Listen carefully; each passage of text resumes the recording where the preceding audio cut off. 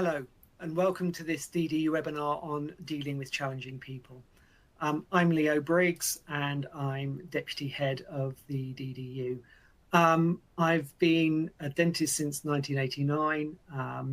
I've worked for various NHS trusts in community dental service. I've also worked in general dental practice. I've got a master's degree in perio, and I'm on the specialist register for periodontics. I worked in perio from basically 96 until 2017. I started working at the DDU in 2005, and then I became deputy head of the DDU in 2016. So that's a bit about me. Some of my colleagues here at the DDU would say that I'm the perfect person to do something on dealing with challenging people, because I can be quite challenging myself from time to time. So that's probably why it's me who's been asked to do this. What I want to do today is to look at, firstly, why some people are challenging to deal with, and why they have challenging behaviours. And I think it is often better to think about behaviours rather than the person, and then to think about some solutions to manage those difficulties that are always encountered in dental practice. Look at some strategies for reducing the risk of those behaviours escalating and causing significant problems for you and the team, and also a little bit about understanding how to protect yourself and other people from risks. So that's what I'm going to be looking at in this webinar. Just to remind people about the DDU, we are a not-for-profit organisation. We are run by our members for our members. So all DDU members are my boss, which is important. We are here to help our members, and we can help with complaints, we can help with claims, we can help with disciplinary action. We provide indemnity for claims of clinical negligence, and risk management, which is an important part of what we do. And this webinar is part of that risk management program that we run. The advice line as well is also part of that risk management program. So if you've got any issues, any concerns, always phone the advice line. If you hear that getting in touch with us will put up your subscription, don't believe it. It's not true. We want to help you, our bosses, so that's what we're here to do.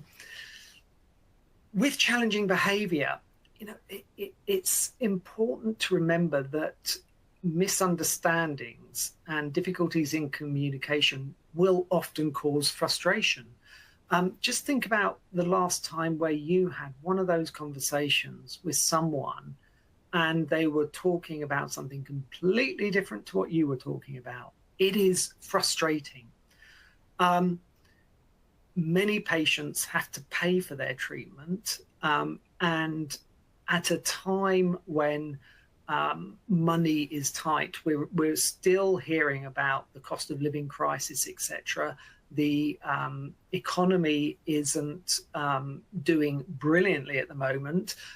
So when money's tight, that puts pressure on people. It can cause financial stress, which, if any of you have ever had financial stress, it is incredibly stressful in itself. Dentistry itself is something that many patients are incredibly scared of. There are loads of phobias, and so people are frightened coming to a dental practice, and that fear will create different responses in people.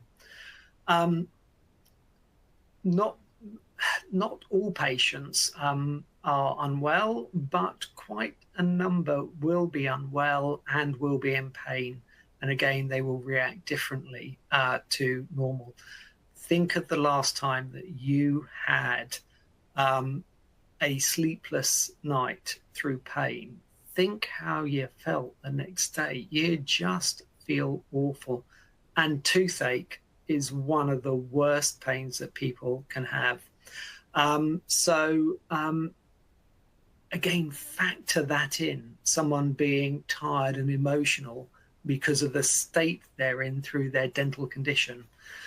And all of the above might mean that the person isn't deliberately being challenging, but they might find the situation very challenging. So although it can be difficult, remember to, wherever possible, have some empathy for that, have some understanding that that might be what's going on behind the scenes. And just think about what makes you angry. If your expectations aren't met, I go to the theatre a lot. If I've seen a play or a show that I really don't like, I get pretty annoyed. Service failures. Think about the last time you went somewhere, did something, went on transport that wasn't working. Those service failures make a lot of people angry, because it adds to stress as well. There's clashes of personalities. We can't get on with everyone, and that in itself can make people angry. Being tired makes you angry. Stress can make you angry. And pain can make you angry. And of course, if someone doesn't address complaints, that can be red rag to a bull. It's that's all right then. No, it's not. It certainly makes me angry when that happens. And surprise, surprise, with patients, the list is exactly the same. And think about these in a dental setting. What are the patient's expectations? Are you sure you know what they're expecting? Are you providing the level of service that they are expecting? And they might just not get on with you, which doesn't mean that they won't get on with everyone else in the practice or someone else in the practice. So again, think about that before refusing to see the patient again. Is it simply a clash of personalities? Are they fatigued? Are they stressed? Are they in pain and ill health? Or, is it a combination of all of the above? And above all, if there are complaints, address them. It doesn't mean that it necessarily needs to be treated as a formal complaint. Always ask a patient, if they're dissatisfied with something, say, do you want me to treat this as a complaint? You'll be amazed how often they'll say, oh, no, it's fine. I just wanted to say this or say that. So asking that question can often diffuse the situation. Managing expectations that appear to be rising. They are definitely rising for a lot of patients. There is so much out there now about what can be done, what is possible. I'm sure everyone here has heard of turkey teeth, and I'm sure a lot of patients have as well. And that's the expectations that people will have. They are all very different. Every patient will have individual expectations, but they are rising. And actually, if you think about it, that is good. As a periodontist, I've had a number of patients who all they've wanted to do is save their teeth. And when I first seen them, they do all of the work. I obviously take all the credit for it. But then they get to the situation where their periodontium is stable and they want to do something about the appearance. So their expectations have changed, and that is fantastic.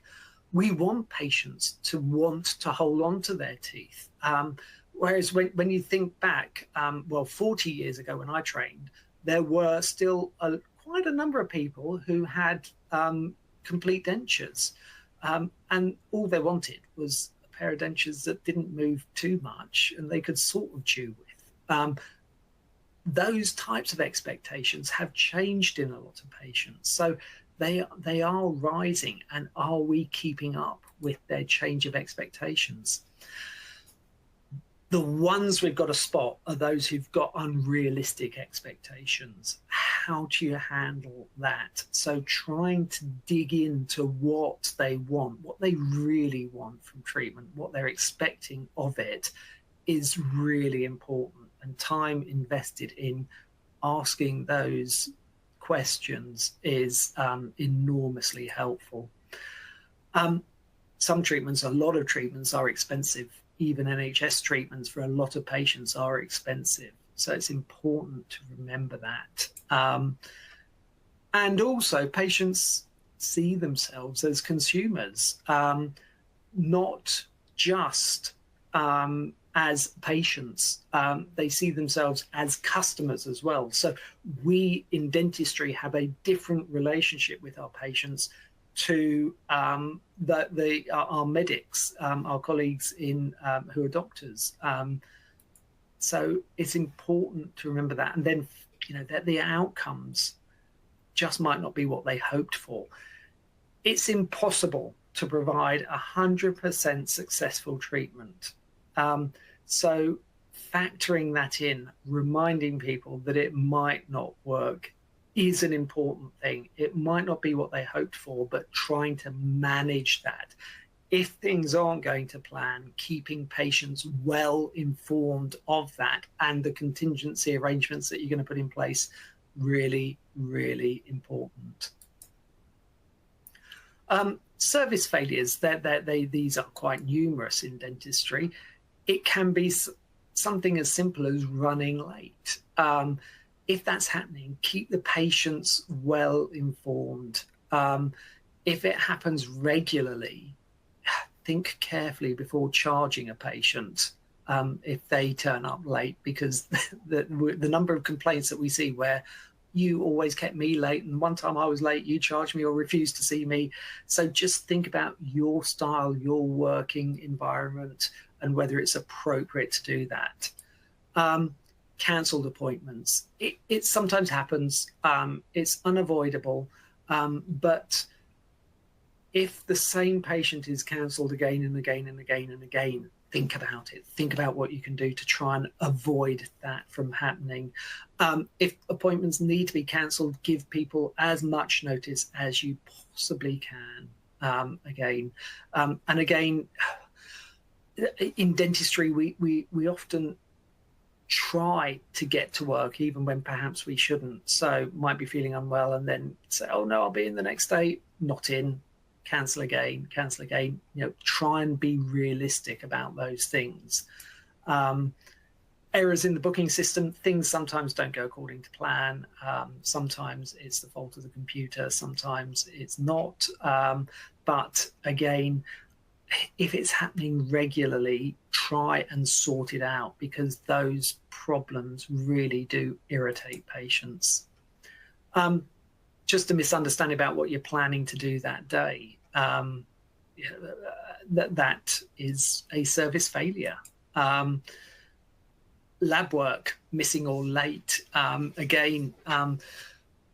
It's always factor that as a potential problem into your treatment planning, especially when it's coming up to a deadline. We see a number of complaints where people have wanted something done before a deadline. Often it's Christmas, sometimes it's weddings or something like that. So factor in what you will do if there is a problem with the lab work to try and avoid that service failure from happening. And just changes to the treatment planning, that they need to change from time to time. The more extensive the treatment plan, the more likely it is that you're going to have some changes in it. So build in the contingency so that it's not seen as a failure by the patient, that you've planned a review or something like that, so that you're managing that situation. and an increase in costs. Nobody likes that to happen. So again, keep patients well informed if the costs do have to go up because there's been a change. And often in dentistry, it's unavoidable. You think you can do a filling, it turns into a root filling. They then need the crown. The costs are inevitably going to go up. Warn the patient beforehand that it might need a root filling if it's looking close to the nerve. So think about those things, so that you are trying to mitigate these service failures. With the clash of personalities, with the best will in the world, we can't get on with everyone. But just do a bit of self-thought. Did I wind them up a bit? How did I handle the situation? Could I have done things better? Or always think about that. It's easier said than done in the heat of the moment, especially. But also be aware of your personality. I can be a little bit of an attack dog. I'm one of 5 siblings, and so I've learned from a very early age to get my attack in early so that one of the others doesn't attack me first. So it's sort of built into my personality. So I have to work on tempering that and taking the breath, calming down, moving my shoulders down, working like that, working on my voice so that I don't start to get a bit more aggressive and a bit more with the patient. So work at your personality. How have you handled the situation?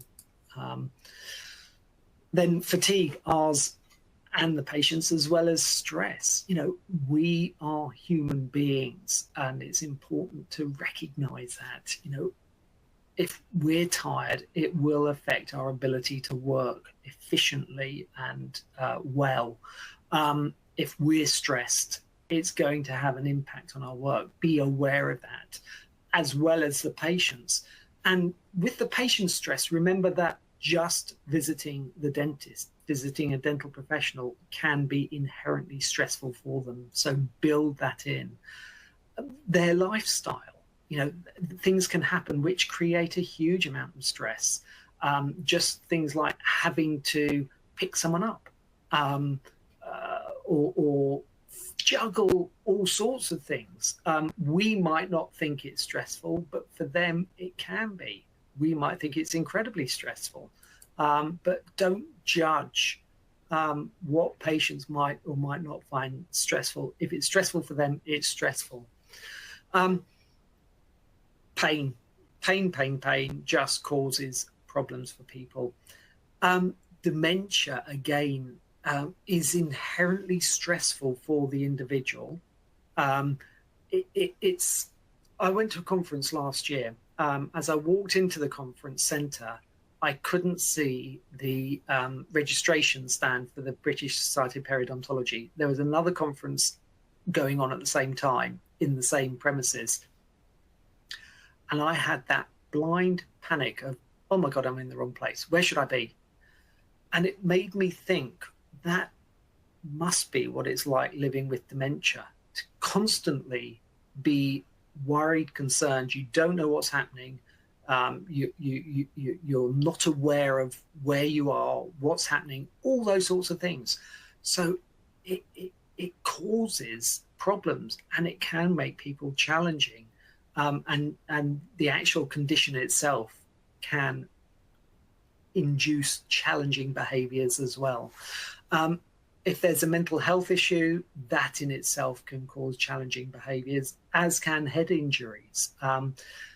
If somebody's becoming hypoglycemic, it will change their personality at that time and can lead to challenging behaviours. And all sorts of metabolic disturbances can do that, as well as people who are misusers or taking recreational drugs.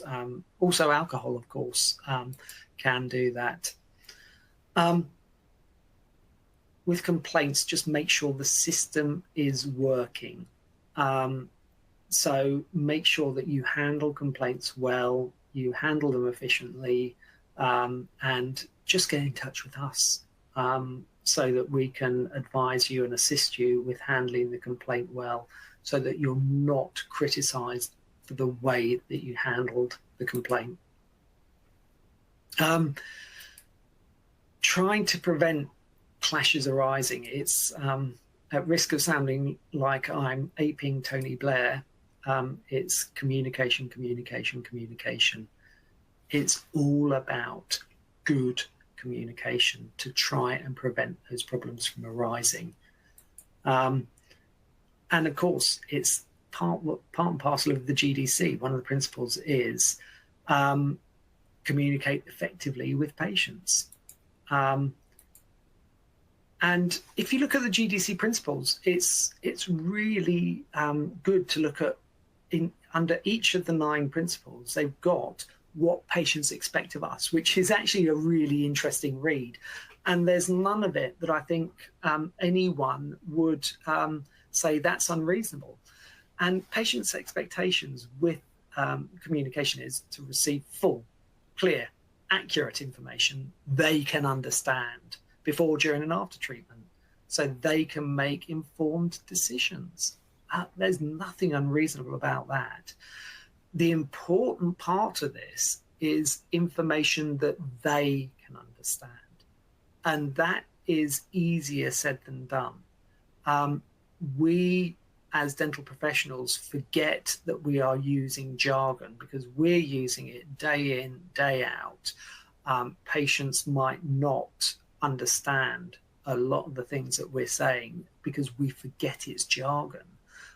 So it's information that they can understand is the important part of that. Clear explanation of the treatment outcomes, what they can expect, and know how much it's going to cost. Then communication they can understand, and to know the names of those providing their care. So if you've seen the patient for the first time, just introduce yourself, tell them what your role is. Hi, I'm Leo, I'm here to see you about your gums, whatever it is, just introduce yourself so that patients know who you are and what you are there for. It's important to recognize different people's communication difficulties and to manage them. And it's our responsibility to change our communication style to try and meet the patient's requirements. So again, be really careful about jargon, acronyms. We forget that people don't understand them. All sorts, BPEs, all of those sorts of things. Even composite amalgam, people don't necessarily know what it is. So just think about those and what you're saying to patients when you're explaining things, both verbally and in writing. So again, suggesting that people bring someone who can sign for them, thinking about various different issues that patients might have, and disabilities as well, is an important thing to factor into your communication. And it's our obligation to make sure that we satisfy ourselves that patients have understood the information. There's lots of different ways of doing that. And the important thing is to relax and just try your best. And just make sure that they've got enough information and enough time to ask questions.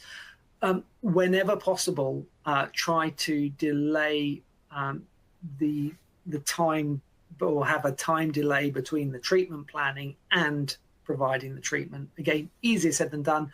Obviously, if it's urgent treatment, you can't do that. But wherever possible, if it is possible to build in that delay, especially with extensive treatment, do so. So that it gives the patient that cooling off period, gives them a chance to ask questions, gives them a chance to make sure that they've understood before proceeding. And I love this quote. I think it is fantastic. So it's just that illusion that it has occurred. It's also important to remember that patients are less likely to litigate if they've been fully involved in the decision making. And it just makes good business sense to make sure that patients are aware, because then if things do happen and they do suffer some of the possible consequences of treatment, they don't panic that it's happened. You've warned them. Simple example is an extraction. You've warned them that it might bleed afterwards. You've warned them what to do about that. You've warned them that it might be painful. You've warned them you've advised them how to deal with any pain. If it happens, they're prepared. They know what to do. You don't get the out of hours call. Also, if that does happen and you tell them afterwards, oh, this is a complication of treatment, that comes across as an excuse. Whereas if you've warned them beforehand, you're a cautious practitioner. And also, if it doesn't happen, they think you are absolutely fantastic because they haven't suffered all these potential side effects. It's always a difficult balancing decision between how much information you get, because sometimes you'll get some patients say, well, I was scared by what you said. And again, that's just a judgment call about how you phrase the information, how you frame it, and how much you give to each patient. And that is part of being a professional, is coming up with those judgment calls. But discuss treatment with patients rather than presenting them with your findings. So it's having that discussion is really, really helpful. Discuss the reasonable alternatives. You don't have to discuss every alternative, only the ones that you think are reasonable. And sometimes it should include the option of no treatment. But if you're doing that, or when you're doing that, make sure that the patient is aware of the consequences of no treatment. Obviously, if they're in pain, saying, oh, well, I could do nothing, you're likely to end up in pain yourself because they're not going to be happy. And you might get a bit of a thump for coming up with something like that. As I said, you don't have to mention absolutely everything. It's just think, what would a reasonable person in the same condition as that patient expect? So that's the way to always think about it. But it does need to be from the patient's perspective. Focus on that individual patient.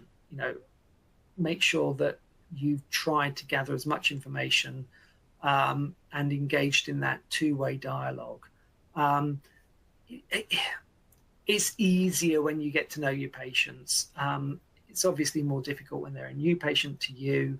You haven't built up that relationship, that full understanding, the little nuggets of information that you get as treatment progresses. But just always try and focus on the individual patient and setting aside enough time. Easier said than done, I know, but always try to. Because it's that good communication from the start is really important. Has the patient understood? Again, that can sometimes be easier said than done. A lot of patients don't like to feel stupid. So just say, oh, yeah, of course I understand. Also, because if they're stressed, if they're nervous, if they're frightened, information goes in through one ear and out the other, is not retained. So again, just use all your skills to try and ascertain that they have fully understood and fully aware of everything, and keep that communication up. Make sure that in the workplaces where you work, that communication is consistent across the workplace, so that patients are always getting, it doesn't mean they have to be identical messages, but that there's clear, consistent communication throughout the practice. And that is enormously helpful as well. So resolving conflict, if there is some challenging behavior, acknowledge that someone's unhappy, that they're dissatisfied. Don't just pretend that nothing's happening. Try to understand what can be done to resolve the issues of concern. That doesn't mean you have to agree to doing what you're doing, but you're just trying to find out what is the nub of it. Why are they upset, concerned? As I said previously, always offer to provide a copy of the complaints procedure. That in itself can just dissipate things and prevent behaviour from which is potentially challenging from escalating. Document the discussion carefully and in a professional tone. Again, we sometimes get asked how much should be recorded in the records. It depends. Sometimes you need to make a fairly detailed note of what the patient said in the clinical records. Sometimes it's better not to, and to just make a summary. Patient was abusive, something like that, but keep separate notes of exactly what happened, because then you don't end up in the situation where if the patient asks to see their records, they dispute your records and say they're inaccurate, and you end up in that sort of Barney about that, which is just, it avoids a problem. But having an accurate, complete record, which is made contemporaneously, which might not be part of the clinical records, can be really helpful. Always think with the clinical records, is this relevant for the clinical care of the patient? Now, their behaviour might be, in which case record it in the records. But just, again, it doesn't mean you don't have to record absolutely everything in the clinical records, but make sure you do keep a good record. If your records are being made separate to the clinical record, again, still keep it as a professional tone, really important. And get support. If something unpleasant has happened, it's horrible. It's horrible for anyone. So make sure that there's a chance to offload, to discuss it, to debrief for whoever it is. And the people who are usually or most commonly at the sharp end of this are the reception staff. So build that in. It's amazing how many patients can be horrible to reception and then sweet as pie to the dentist, and they don't think that we talk to each other, which is daft. So it's that factor that in for the staff so that people know what they can do, how they can debrief.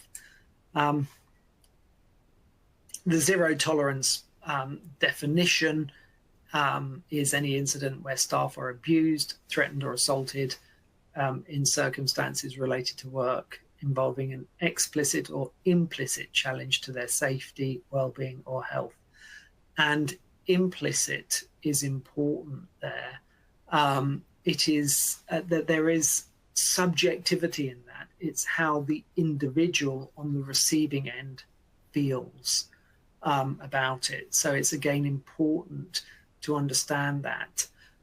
Some people might find it not a problem, others might find it significant. So again, that subjectivity is important to factor in. Work-related violence. I'm not going to spend too much time on this because it is actually incredibly rare in a dental practice. Patients might threaten it, which is horrible, but for things to actually turn violent is incredibly rare.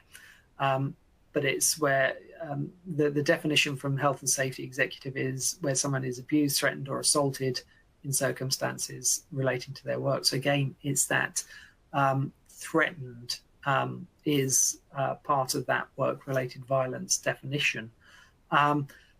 Employers need to think about the risks to employees, and that would include self-employed people working in the practice, decide how significant those risks are and decide what to do to prevent, to control the risks. So each practice, each workplace should do a risk assessment.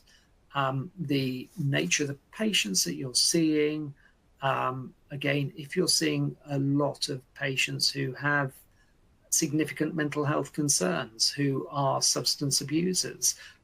Your risk assessment is going to be different to a practice where not so many patients who have those factors are seen.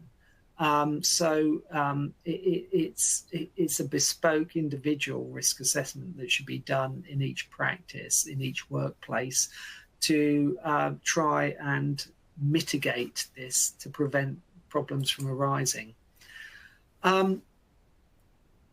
Deterring behaviour. Firstly, posters in the waiting room that there is a zero tolerance policy is really important, so that people know. And then think about other things that you can do in your practices to deter this from happening. I don't know if this is correct. I don't know if there's any scientific evidence to this, but I did hear someone once saying that if you've got a mirror behind reception, patients are less likely to get angry because they don't like seeing themselves getting angry. And that kind of makes sense. As I say, I don't know if it's correct or not. I mean, I know that I wouldn't want to be there because I've been doing that all the time, thinking that there was something visible. But it is, think about things that can be done to try and create an atmosphere which doesn't wind people up. So just think about that. Think about engaging local police security advice about security systems at your place of work. Just things like, do you need some security lights to help light it, the exit when it's dark? There can be some really simple things that you need to think about. Always think about the room layout. Where is your exit? It's again, having worked in the community dental service, I did work one day a week in a psychiatric hospital, and there were some very seriously ill people there. There was one ward which was a lockup ward, so the patients had to have Home Office approval to leave the ward. So your security, your room layout, where you've got equipment, what equipment you've got, all of those things come to the fore of your mind. As I say, it's very rare to actually need to think about it. But if you've planned it well beforehand, you just know, right, that's what would happen. That's how I'd get out if there was an issue. So just think about that. Have protocols and rehearse them so that everybody knows what to do if something happens. It's like your basic life support training. You do it annually. You hope you never need to use it, but if you do need to use it, everyone knows what to do and just kicks in. And it's the same with these sorts of protocols. Have them so that if something happens, everyone in the practice knows what to do. You might want to have CCTV, but again, you need to think carefully about that, because there's always the issue of confidentiality, then again, having it in treatment rooms is a whole different kettle of fish to having it in the public areas in the practice. Do you need panic alarms or buttons? Again, so much depends on the layout of the practice. If it's over a number of floors, if somebody's working on a floor on their own, all those sorts of things. It's different for each place. Training. Make sure everyone is trained. It's regular training so that everyone knows the protocols. Patient's history. So again, if a patient has displayed challenging behaviour before, having a small note of that in the records is important. As I said, not necessarily the whole caboodle, but sometimes it is. But being aware of that history and knowing what the triggers are for that patient, if you can know that, because then you can try and avoid them. Domiciliary visits, if you do any domiciliary visits, again, it's more challenging because you are going into someone's home, so you can't plan some of these other things. So it's just be aware that it adds a level of complexity to things. Your own personal aspects. Just think about your privacy settings or anything that can reveal your contact details. And remember that social media platforms change what they do from time to time. So stay up to date with it so that you are ensuring that you are maintaining your privacy, that you're not allowing people to access information that you don't want them to. Clothing. Clinical clothing now is routinely pretty safe, but it's, again, in reception, just think about things that can be used. Scarves. If the worst comes to the worst, the patient can pull on a scarf or something like that. So again, just be aware of that. It's, again, not something to be worried about, but just be aware so that everyone is as safe as possible. Body language. Be aware of a patient's body language because that can give you a huge amount of information. Just think about it. Don't be blinded to it. The voice as well is incredibly important. Patients getting loud or really quiet, pacing, all of those sorts of things, think about. The other things that can be aggressive are clenched fists or pointing. Pointing is actually very aggressive. I told you not to do that. It is very, very aggressive. So be aware of that. Eye contact. If someone's starting to really eyeball you, they might be starting to get agitated. So be aware of that. And your position in the room. Just be aware of your escape plan. Just stay alert. Just be aware if something's starting to escalate. Do all the things to de-escalate it, but be aware that it could go the other way. So yeah, raised tone of or volume of voice or going red in the face is a sign of patients becoming angrier. As I said, the clenched fist, the pointing can be incredibly indicative of pending violence. Invasion of personal space, again, got to factor in that different patients will have a different version of what is a personal space to, we all do. But if that's changing, if they're starting to come more into your personal space, that's a sign to be aware of. Verbal threats or a refusal to communicate, the silent treatment. Again, both of those are things to be aware of. Restlessness and pacing. Someone's starting to get agitated if they get up and walking around, especially if they've been kept waiting late. So for receptionists, be aware of that. Make sure that people are kept informed of what's likely to happen when they can be seen. Keep the communication going. Active listening. Listen carefully to what's being said. Ask open-ended questions rather than closed questions. Just trying to reassure, look, I'm really sorry this is happening. What can I do about it? So that's an open-ended question. That's trying to provide some reassurance, and it's an acknowledgement. So think about those things. Be aware of how you are coming across. As I said, I know that my voice gets louder, I get sharper, I get more staccato in my voice. All of those things, I will start to, the shoulders will start to come forwards. So if you're like that, work on it so that you can lower your tone of voice, you can soften your tone of voice, you can drop your shoulders if you're aware that you're tensing up.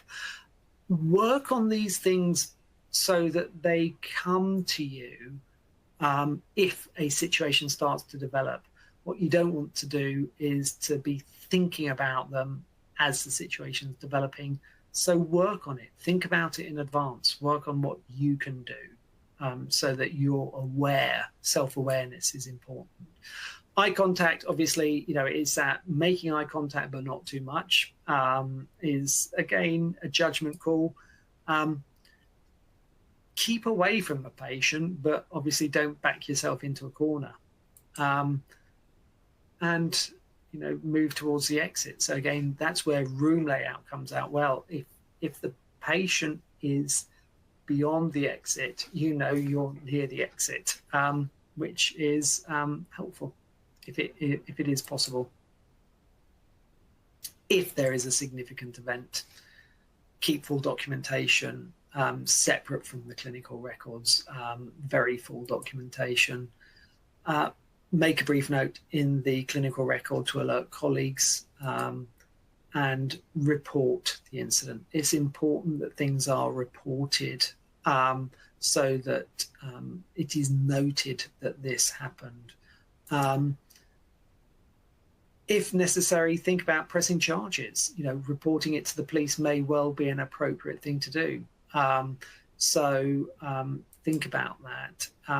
Consider removal from the list. Again, make that decision whether it's affecting the whole practice, whether it's just you as the individual clinician. Phone us for advice, and we can discuss all these things if the worst comes to the worst and something like this has happened. Make sure it is discussed. Make sure that you get support, and if necessary, seek counselling.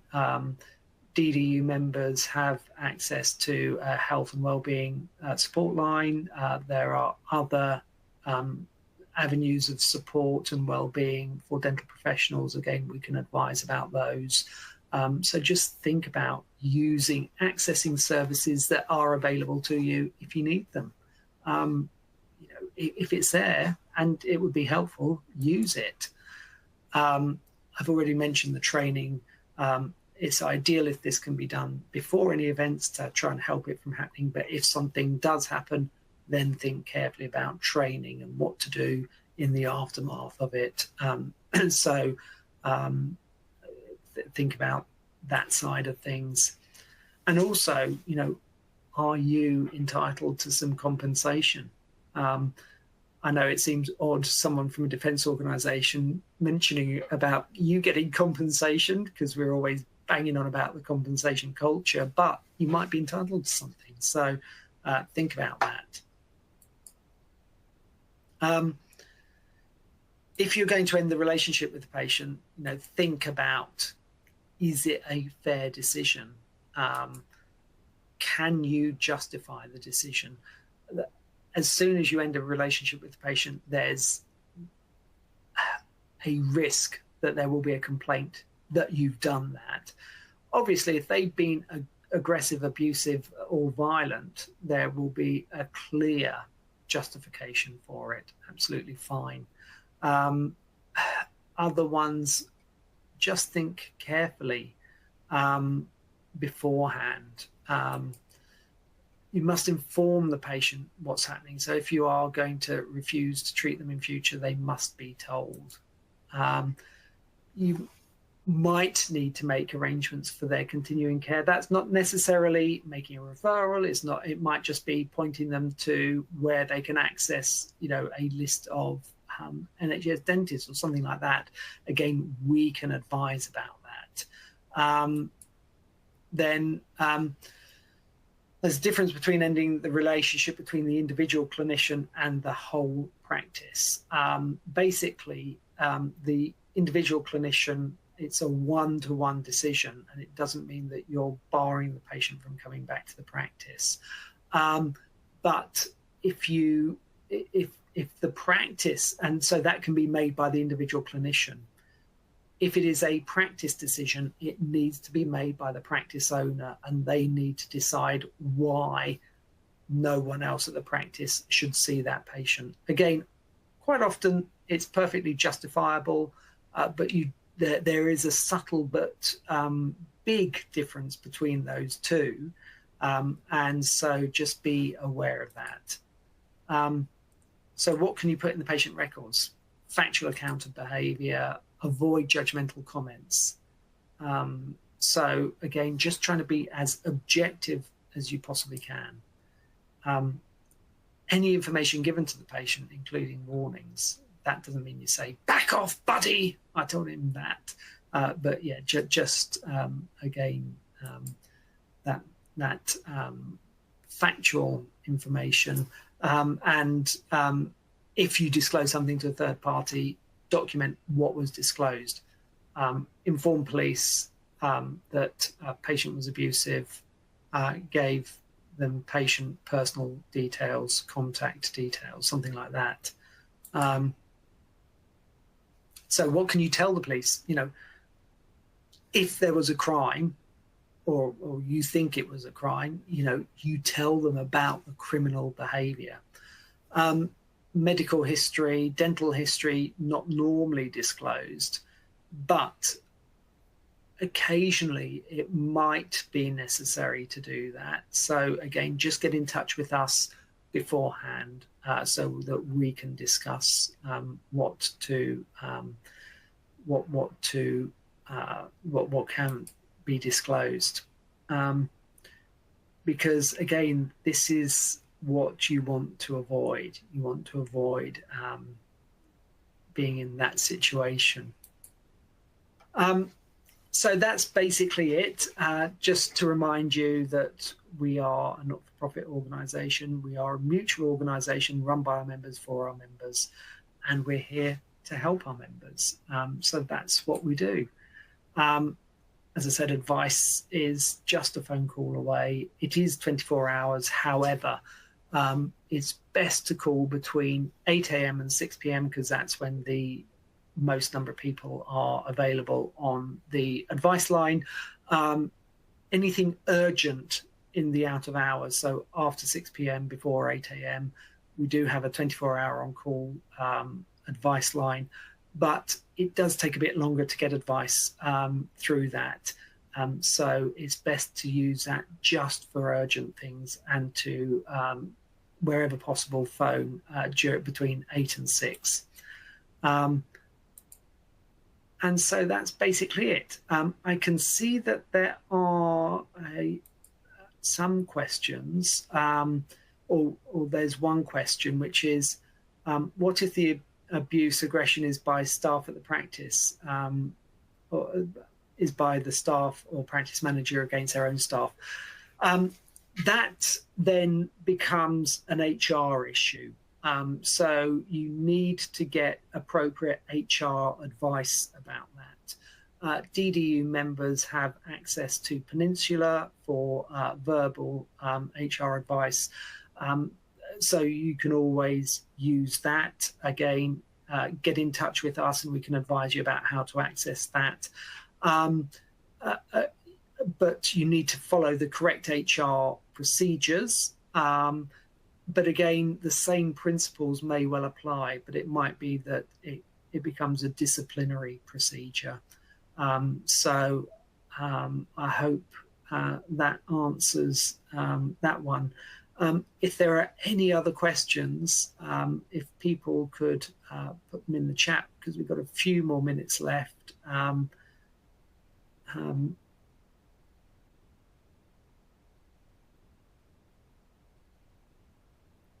If not, I hope that's been helpful. I hope that I won't call it enjoyable, but yes, I hope it's been helpful and useful. And when you provide the feedback, you will be able to get, here comes another one.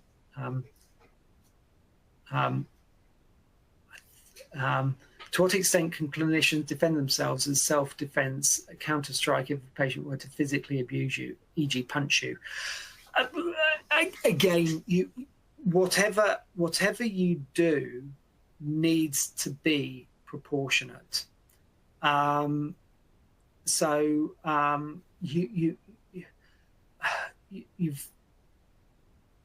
Anyone can defend themselves, but your actions need to be proportionate. So again, it's very difficult. to give a definitive answer to that.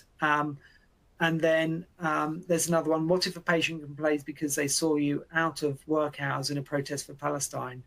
The DDU don't have a specific stance on that. It's important that you, if you are in a protest, that you are behaving professionally when you are there.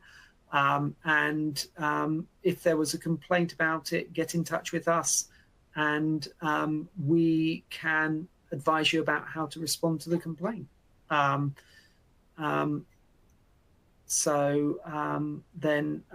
another one, thank you. The significant situation reports must be TC with course of treatment. I think that, yes. So I think if I've understood the question correctly, that